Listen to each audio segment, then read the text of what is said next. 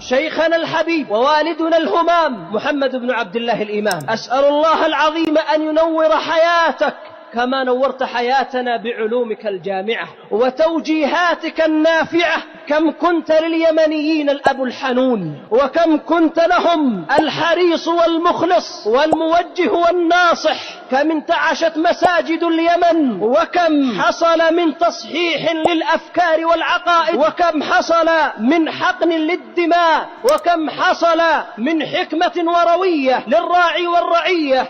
شيخنا الحبيب، دعوتك وجهودك وطلابك بلغوا مشارق الأرض ومغاربها، وقد بارك الله في ذلك بما قد أسداه لهذا البلد الميمون، وكان رحمة للبلاد والعباد. صار أبناء اليمن أئمة وخطباء وعلماء وصلحاء وحكماء ومصلحين في الأرض، صاروا حفظة للقرآن، وصاروا حاملين لواء الإسلام،